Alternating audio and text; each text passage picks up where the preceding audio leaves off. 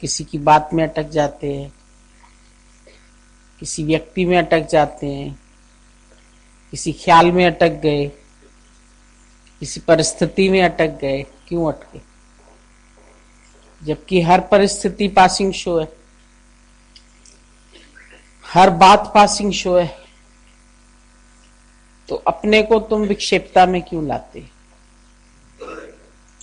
ये भी गुजर जाएगा, ये भी गुजर जाएगा, कोई नई बात नहीं है। संत के आगे चोर ने आके रखा माल, तो उसको कोई फर्क नहीं पड़ा। ये हुक्म से चोर आया, माल रखा, हुक्म से पुलिस आई, पकड़ के ले गई, हुक्म से उसको जेल मिला, फिर हुक्म से छूट गया। तो हर व्यक्ति अगर हुक्म को मान ले तो हुक्म से सब हो रहा है। जो भी कार्य हो रहा है हुक्म से हो रहा है। हुक्म से कोई दुनिया में आ रहा है, हुक्म से कोई जा रहा है, हुक्म से मर रहा है, हुक्म से जी रहा है, हुक्म से गलत व्यवहार कर रहा है, हुक्म से अच्छा व्यवहार कर रहा है, हुक्म से बुरा बोल रहा है, हुक्म से अच्छा बोल रहा है। सबका अपना अपना स्वभाव है। हम सुधारक क्यों बनते हैं किसी के? जब अगर दिमाग में आता है कि हम उसके स्वभाव संस्कार में अटक जाते हैं, उसको बदलना चाहते हैं, चेंज करना चाहते हैं। और दादा ने बोला change your attitude, change your vision. तुम अपना एटीट्यूड बदलो, तुम अपना विजन बदलो, तुम अपने आप को ठीक रखो। Change your self. अपने को बदला तो और सब कुछ अपने आप बदल जाएगा। एक आदमी को बनाया तो पूरी वर्ल्ड का मैप बन गया। एक एक इकाई से जुड़ के वर्ल्ड बनती है। परिवार से एक व्यक्ति से फिर 2 बने, 2 से 4 बने, 4 से 8 बने, एक परिवार बना। फिर परिवार जुड़ गए 8 तो सब मोहल्ला बना, मोहल्ले से समाज बना, समाज से देश बना, देश से शहर बने सारे। फिर इतने शहर मिला के फिर एक भारत मिला, फिर भारत से फिर अमेरिका मिला, फिर ये मिला, तो पूरी वर्ल्ड बनी। तो शुरू किससे हुआ? एक इकाई से शुरू हुआ ना। एक व्यक्ति से दूसरा व्यक्ति मिला, फिर दूसरे से तीसरा व्यक्ति मिला, तो एक परिवार बन गया। तुम्हारे सुधरने की जगह भी तुम्हारा परिवार है, बिगड़ने की जगह भी परिवार। परिवार वो क्षेत्र है तुम्हारा जो तुम्हारे सुधारने के लिए, और वही क्षेत्र है जो तुम बिगड़ भी जाते हो। वहां अगर तुम अपने मन को सही रखो, सबके हिसाब से अपने आप को सही रखो, तो परिवार तुम्हारे बनाने के लिए। एक परिवार में अगर तुम अपने को बना सके तो तुम समाज में बना लोगे, और समाज को बना लोगे तो देश को बना लोगे, देश को बना लोगे तो दुनिया को बना लोगे। तो परिवार एक एक इकाई है। उसी में तुमको उल्टा चलने वाले मिलेंगे, उसी में अनुकूल चलने वाले मिलेंगे, उसी में प्यार करने वाले मिलेंगे, उसी में नफरत करने वाले मिलेंगे, उसी में हुकूमत करने वाले मिलेंगे, उसी में हुक्म पर चलने वाले मिलेंगे, हुक्म पर नहीं चलने वाले मिलेंगे। कोई बच्चा चलेगा, कोई नहीं चलेगा। उधर तुमको अपनी मन स्थिति जांचनी पड़ेगी कि तुम सम हो, तुम ठीक हो, तुम जो हुक्म में चला, जो अच्छा चला, उसमें अटके तो नहीं, जो विपरीत चला उससे विक्षेपता तो नहीं आई। तुम अपने को चेक करो कि तुम सम रहे, समभाव में रहे। आत्मा की खोज, आत्मा की खोज कोई खोज, आत्मा कोई चीज थोड़ी, चिड़िया थोड़ी है जिसकी तुम्हें खोज करनी। आत्म भाव में माना अपने भाव में रहो, अपने स्वभाव में रहो। अपने स्वरूप में रहो। आत्म माना क्या होता है? स्वयं। आत्मा कोई दूसरी चिड़िया थोड़ी जिसको देखना है, जिसकी खोज करनी है।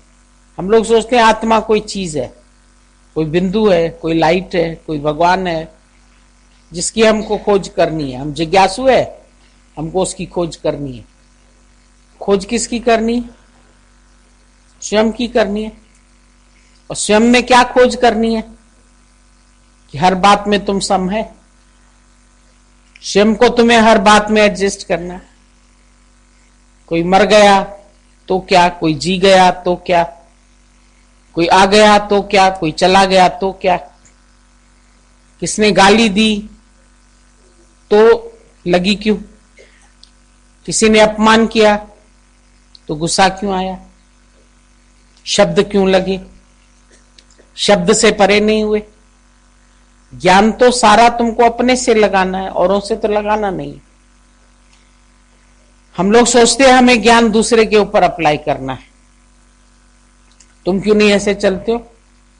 जब भी कोई ज्ञान सुन के जाएगा, अगर परिवार से एक और व्यक्ति आ रहा है तो हम कहेंगे देखो देखो फिर आ गया ना तुम्हें गुस्सा, यही ज्ञान सुना है तुमने, तो उसको क्यों चेक किया? अपने को चेक करो। तो तुम चेक दूसरे को कर रहे हो, तुम दूसरा देख रहे हो, तो ये गलत कर रहे हो। यहां भी गलती तुम्हारी है। अदर इज हिल, तुम द्वैत में गए क्यों? वो चेक कर रहा है तुमको, तो तुम चेक होके दिखाओ, तुम सही होके दिखाओ कि भाई हम अंदर से दुखी नहीं है, हम खुश है। अपने को हर हाल में प्रसन्न चित्त रह के दिखाओ। तुम्हारा समभाव हो, समत बुद्धि हो, समदृष्टि हो, अंदर में सुख हो। तुम्हारा अंदर वाला हालतों से दुखी हो जाता है, परिस्थितियों के तुम अधीन हो, तुम स्वतंत्र नहीं हो। ज्ञान तुमको बोलता है तुम स्वतंत्र चित्त वाले बनो, पर तुम परतंत्र हो, क्योंकि तुम दूसरे के कहने पर चल रहे हो, मन के कहने पर चल रहे हो। तुमको जैसे मन चला रहा है ऐसे चले, जैसे बुद्धि चला रही है ऐसे चले। तो तुम्हारा मन बुद्धि तेरे मास्टर हो गए, तू मन बुद्धि का मास्टर नहीं है, तो तुम परतंत्र हुए ना। तुम स्वतंत्र चित्त वाले कहां हुए? तुम्हारा अंतःकरण स्वतंत्र कहां है? मन, चित्त, बुद्धि, अहंकार। तो ये जब तुम्हारे वश में हो, तुम इनके वश में हो जाते। खुद ही कहते हैं मैं मन के वश हो गया, मन ने ऐसा कहा, हम मन के अधीन हो गए। तो तुम मन के अधीन क्यों हुए? मन तुम्हारे अधीन चले या तुम मन के अधीन चलो? उल्टा किस्सा हिसाब हो गया। बाजीगर का बंदरा ऐसा जीव मन साथ, नाना नाच नचाए के रखे अपने हाथ। बोला जैसे बाजीगर का बंदर होता है तुम ऐसे हो गए, ऐसा जीव मन साथ। मन जो है वो बाजीगर बन गया है और जीव ने अपनी डोरी मन को दे दी है। मन तुमको नचाता भी है और फिर डोर भी तेरे अपने हाथ में रखता है। मन की डोर तेरे हाथ होनी चाहिए, पर तुम मन के कहने से चलते कि मन तेरे कहने से चलता है? अपने आप से पूछ के देखो कि तुम मन के हिसाब से चल रहे हो या मन तुम्हारे हिसाब से चल रहा है। तुमको जो गुरु ने वचन दिए तो तुम मन को उसके हिसाब से चलाओ ना। गुरु ने कहा तुम्हारा मन तुम्हारे वश में होना चाहिए, तुम्हारी इंद्रियां तुम्हारे वश में होनी चाहिए, तुम्हारे विचार जो है वो तुम्हारे कंट्रोल में होने चाहिए, कंट्रोलिंग पावर होना चाहिए तुम्हारे अंदर। तुम्हारा कंट्रोलिंग पावर तो चला जाता है।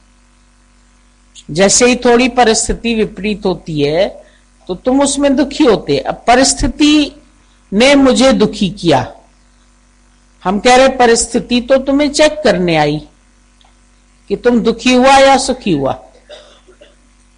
अगर परिस्थिति में भी तू मुस्कुराता रहा तो तुम जीत गया। पर अगर तुम परिस्थिति में फिसल गया, रोने लगे, तुम्हारे विचार चलने लगे, तुम दुखी हो गए,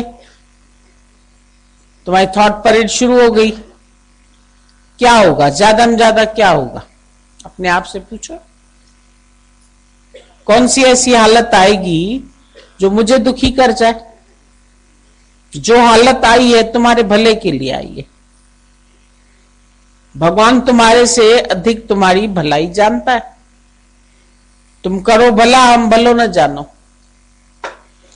उसने जो कुछ किया है तुम्हारे भले के लिए किया है। मेहरबान, जो कुछ किया अच्छा किया, शुक्रिया। जो हुआ जीवन में, जो घटना घटी, उसमें भी कोई भलाई छिपी है, उसमें भी कोई राज छिपा है, लेकिन तुमको राज दिखाई नहीं देता, क्योंकि तुम्हारी मर्जी ईश्वर के मर्जी से अलग है। तुम्हारी सच्ची भक्ति भी नहीं है। भक्ति है जिसमें जो ईश्वर की इच्छा, जो तेरी इच्छा सो मेरे लिए अच्छा। जब हम रजा में राजी है, इससे उत्तम और कोई भक्ति नहीं है।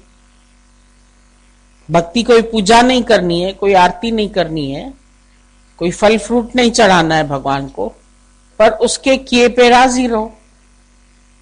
जो बनाए सो सहते,